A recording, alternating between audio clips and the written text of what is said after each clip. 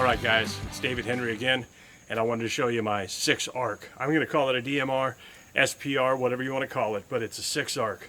This is the one I talked about. I built this a few years ago.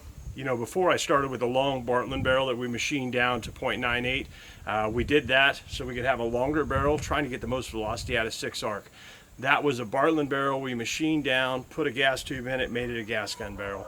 This one here has a 22-inch proof research barrel in it. Man, the 22-inch is kind of that happy medium, still getting good velocity, or the higher end of the velocity, but not being too unwieldy or long. A couple things we did with this particular build, and with the other one, I used a Superlative Arms adjustable gas block to make sure we could tune that in for perfect cycling with the least amount of recoil possible. You notice it's also on an Arrow enhanced upper. The Arrow enhanced upper was important to me because the handguard bolts to the upper receiver, not to the barrel nut. Makes a rigid attachment, but you'll notice this one's a little different than the Arrow one. This one's a 17-inch one from Sergeant of Arms. Those guys build this custom ARCA railed attachment for the Arrow Precision enhanced upper. They know this is a rigid upper. It's going to hold up to the torque of a bipod on it, sitting it on barricades, all the stuff we do with precision rifle, and then they put an ARCA rail on it. So that was an awesome upgrade to this rifle. If we take that back, of course, the Arrow Precision enhanced upper. We had the Arrow Precision enhanced lower. It is unloaded. You'll notice we did a couple other things. You know, the Duramags, the curved Duramags with the blue follower, these have been the most reliable 6 arc mags I've used. Not saying they're the best, they're just most reliable that I've tried. If we look at the bolt carrier, we actually used JP's low mass. I started out with a full mass bolt carrier group. I thought a low mass might help me out a little bit in the recoil impulse. So I went low mass, and I went with the silent capture spring inside of the buffer tube. JP's silent capture spring and lightweight low mass bolt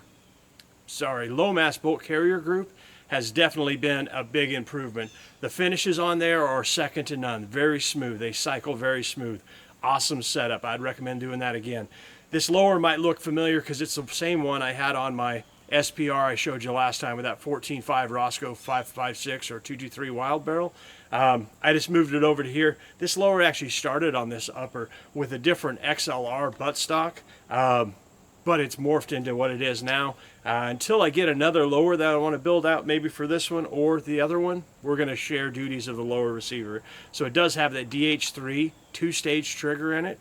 It has the Radiant Talon ambi safety.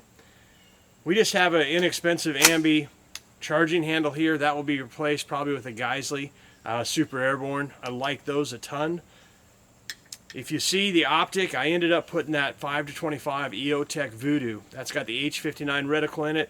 Man, I love the toolless adjustments. I like the locking turret. Toolless adjustments are awesome. It's not my go-to, but it's a good scope, and I think it's going to be great in this DMR type setup, being a real compact scope. If I end up putting a clip-on the front for thermal, I think it'll work out fine.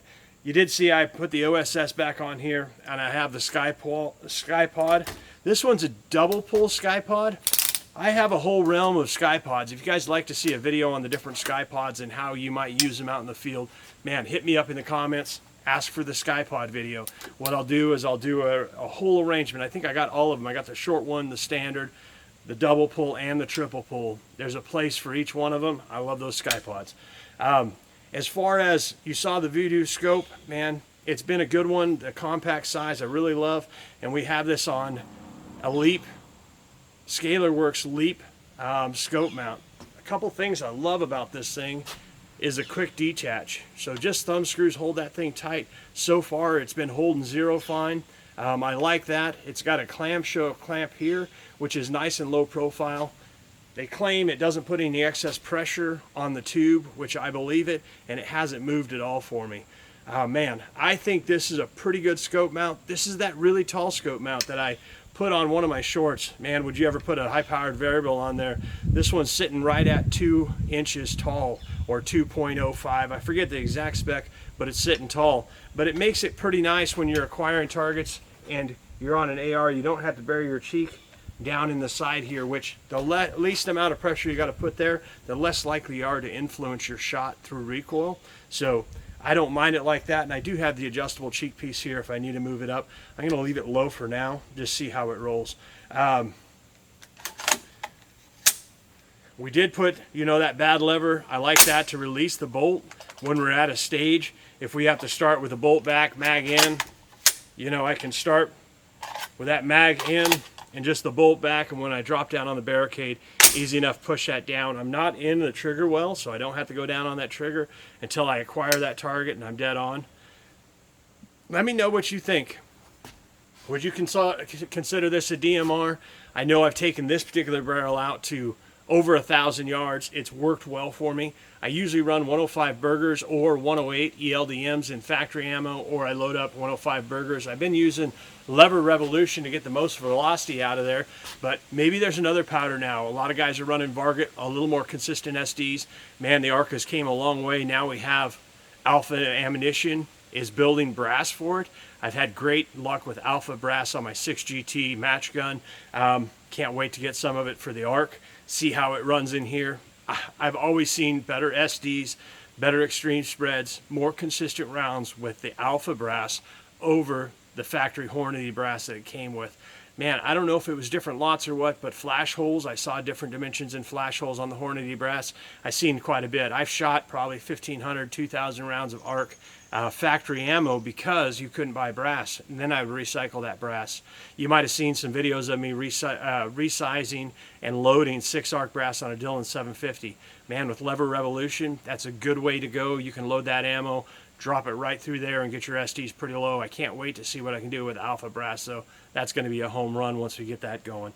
Let me know what else you'd like to see. I'll take this out. I'll get some group shot. You saw me shooting it with the B&T suppressor in this one just to see some flash suppression and recoil impulse. This thing is a honey to shoot. Super soft shooting. And the BCs of that 6mm bullet, it's going to be a rock star. Let me know if you want to see a 14.5 or a 12.56 ARC. Let me know exactly what you guys are looking for.